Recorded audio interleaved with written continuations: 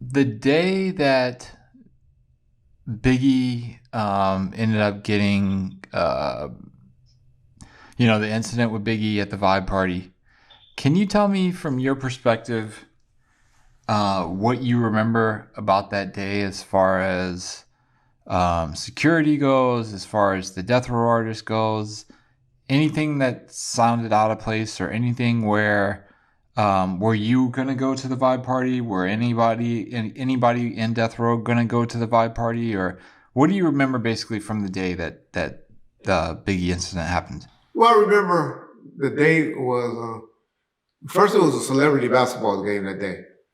That a popular, I think her name was Diana Steele, and her dude at the time his name was Marvin, and he worked security actually for us, for Death Row, her boyfriend at the time.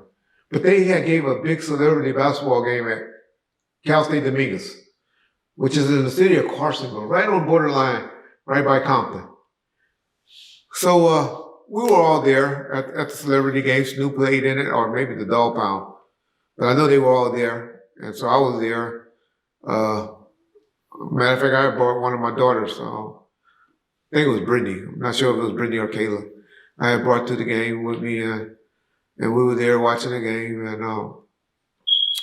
And Snoop called me over there. I was like, man, because Luke was there. He was like, man, Luke gonna need security tonight because they're going to this vibe party, and we're gonna go to this party, and he gonna be out there in LA. Yeah. For some reason, I just got a bad vibe. Snoop kept saying that. Luke needs some security. And so I gave him my number and all of that. He never called. We never hooked up with him. Matter of fact, Snoop ended up backing out, and he didn't even go to the vibe party as well. Just thinking back on it now, I'm not trying to put anything on Snoop. I just always found this suspicious or funny that how Snoop was acting that day as far as security and being out there. But it could have been because of what just had happened to Pop and him being out East Coast or South, being out in LA. He was just being protective of guys that he really cared about. But I remember that happening. I remember seeing Biggie in the parking lot at the game, at the celebrity game. He never came out and went in there. But that's when he always, and I know this for a fact, and even the cops in the Compton cop stories on the first episode, where they talking about when we knew that Biggie had went to the park, to South Park that particular day, because we literally talking about a 10-minute drive away, where knowing them, they were probably just going there to pick up some weed, not to go hang out or be at South Park. They were probably going over there to see some females or pick up some weed. But I know for sure they drove over to South Park that night, because everybody in Compton talk. And, somebody like Biggie going to a park in Compton, that's big news. It gets around. So anybody from Compton know that Biggie went to South Park that particular day and had visited South Park or that area because he was cool with those Southside dudes. It was mainly because of the relationship Von Zip had with the dude named Corey Edwards. And that was really the connection with Biggie and Zip, Von Zip, and all of them, even though Keefe wanted to make it seem like it was him. It was really Corey who was the contact person for Puff and Zip and Biggie and all of them. So anyway, I remember that happening. Nobody from Death Row was scheduled to go. Everybody wanted to say Quick was and this and that. Quick was never signed to Death Row, but by that time, I think Quick wasn't even messing with Death Row or hanging around us like that anymore. So Quick was out there if he was there, like with Theo from the radio station. They were real tight. Theo and Quick were real cool. They had a great relationship. Used to be on the radio all the time with Theo. He was a big radio personality out there at the time that was hot. Other than that, nothing other than like I said, Snoop was really on that security conscious that particular day. So I know he had no inside knowledge. Not trying to sit up there and put that out. Snoop did not have any inside knowledge of what was going on. But it was just finding strange that he had taped that episode with Steve Harvey on the Steve Harvey show with Puff, saying that everything was good and everybody was good in LA. But he was really, really acting paranoid and strange on that particular day after doing that taping. And so, other than that, I don't remember anything else that was outrageous or outstanding. And no, there was no death row artist. They wasn't fucking with us like that. And we didn't have, and Suge was the party one. Suge would be the one that wanted to go and be at parties and stuff like that.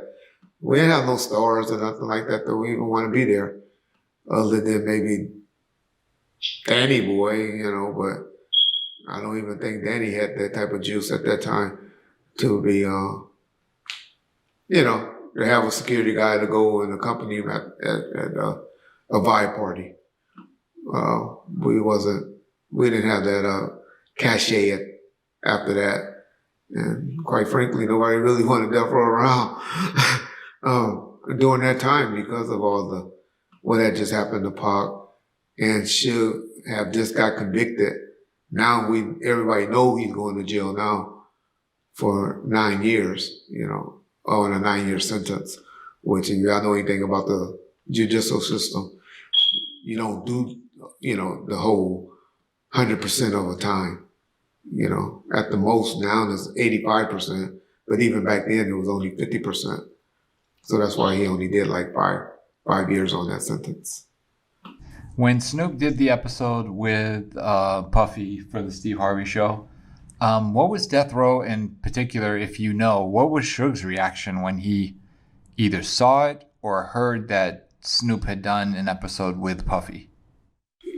Like us, we didn't know, because pretty much by that time Snoop was doing his own thing, and he still had my 2 security guys with him, but I wasn't asking give me a daily report or anything like that. Marcus and Kenneth, he still had them with them. But we didn't know about it. We didn't hear about it. Didn't think anything about it. Sharita wasn't no longer managing him, so whoever was managing probably set that up. So we didn't hear about it until it aired. I didn't go into prison and start talking to Suge until about July or June of 97. That had aired sometime in March, I think. Well, before March. I think it happened before Biggie's death, because I don't think they would have aired it. So it had to come out like February or March, first part of March or February when it aired. Don't know what Suge, I'm sure he heard about it, He didn't have TVs in the county jail and stuff like that. So everything he got, just like now, I think he's pretty much getting second-handed. And when you get stuff second-handed, man, when shit come back to you after we just got to a third person or something like that, boy, shit change. Man, stories changing. So how did he get it? I don't know, but I remember us talking about it because, like I said, during those 5.5 years that nigga was sitting in jail, man, we had a lot of conversations. We was able to talk and relive a whole lot of stuff. Because you had people things coming up, Russell Poole running around doing stuff, talking, documentaries coming out. And so, you talk about stuff during that time. But the one thing I do remember that his opinion always has been is, I don't know how that nigga think he can start a war he didn't start. Stop a war that he didn't start. It's the only thing I ever heard him say about that situation with Puff. So how can he respect? Nobody respects Snoop like that. Snoop ain't got no juice in LA like that. How do he think? It's funny to me. How do he think he can stop a war he didn't start? How was Suge's opinion on that?